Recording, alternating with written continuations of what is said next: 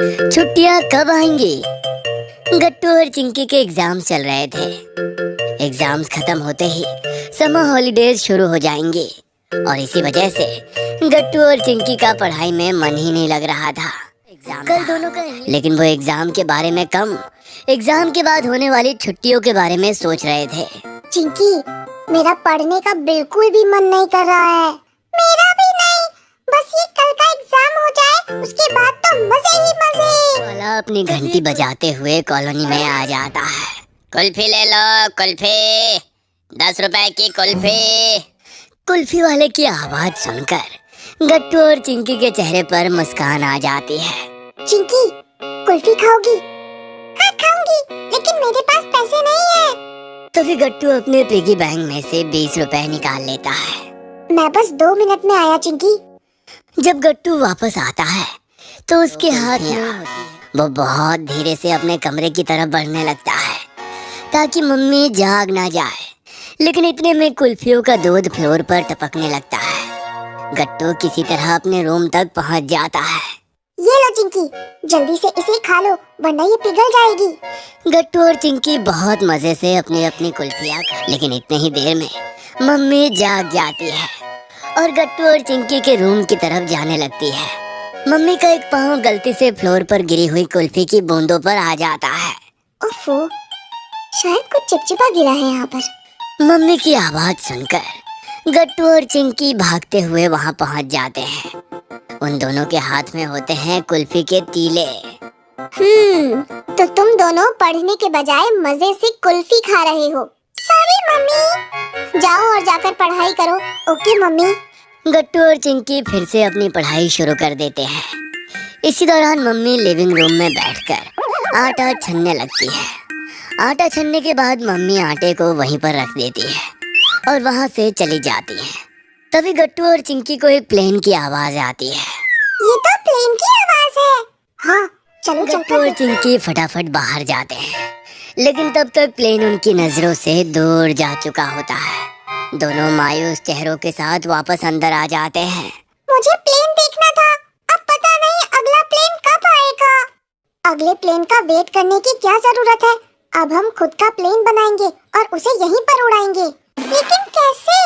अभी बताता हूँ कैसे। गट्टू बिना देर किए अपनी नोटबुक से एक पेज निकाल लेता है और उससे एक प्लेन बनाने लगता है। सिर्फ कुछ ही मिनटों में उसका प्लेन तैयार हो जाता है। ये है गट्टू और चिंकी का सुपर पेपर प्लेन और ये कुछ ही सेकंड्स में अपनी उड़ान भरने वाला है। गट्टू तेजी से अपने सुपर पेपर प्लेन को हवा में छोड़ देता है। प्लेन बड़ी खूबसूरती से हवा में लहराने लगता है और थोड़ी ही देर में चिंकी के हाथों में आ गिरता है। चिंकी, अब तुम्हारी बारी।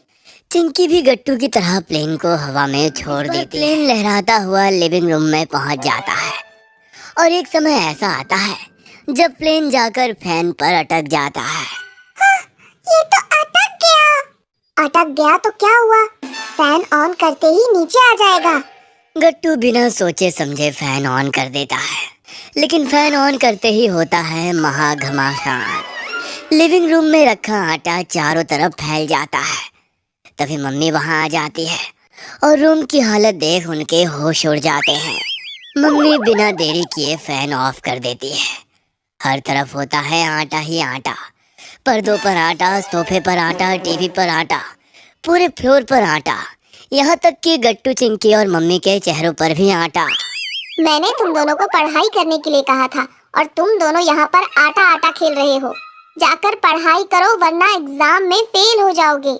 गट्टू और चिंकी शर्मिंदा होकर अपने रूम में चले जाते हैं। घड़ी में शाम के 7 बज रहे होते हैं।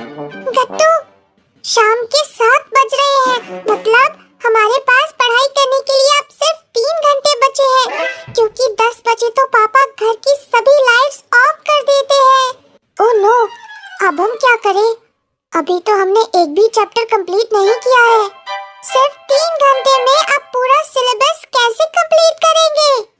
तभी मम्मी लिविंग रूम में रखा रेडियो की आवाज सुनते ही चिंकी को एक आइडिया आता है।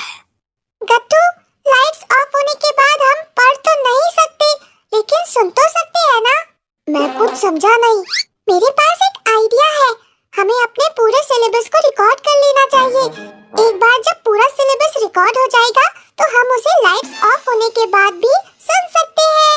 अरे वाह चिंकी, ये तो कमाल का आइडिया है।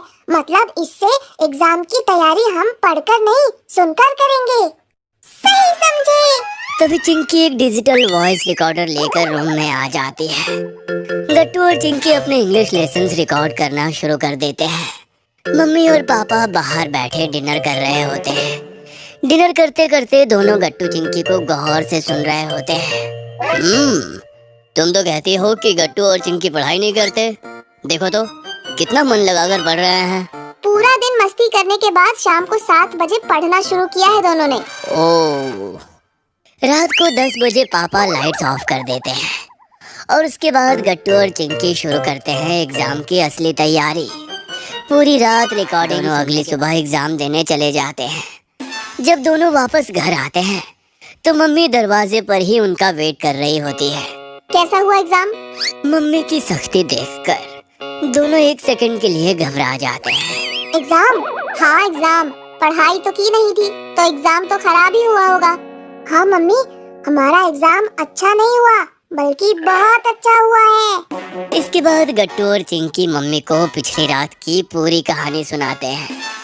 गट्टू और चिंकी की कहानी सुनकर मम्मी हैरान हो जाती है। मतलब तुम दोनों पूरी रात जागते रहे? हाँ, लेकिन हम एग्जाम की तैयारी कर रहे थे। तैयारी करने के लिए तुम दोनों के पास पूरा दिन था। अगर टाइम से पढ़ने बैठ जाते तो ये सब करने की जरूरत ही नहीं पड़ती।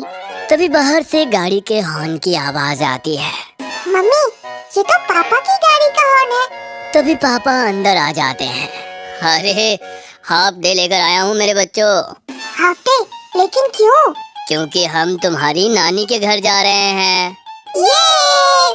पापा की बात सुनकर गट्टू और चिंकी खुशी से झूम उठते हैं। दोनों नानी के घर जाना शुरू कर देते हैं। मम्मी, हम कितने दिन के लिए जा रहे हैं? पूरे 10 दिन के लिए। वाओ, फिर तो मुझे सारे कपड़े लेकर जाने होंगे। 10 दिन के लिए जा रहे हैं तो अपने दोनों शूज पैक कर लेता हूँ।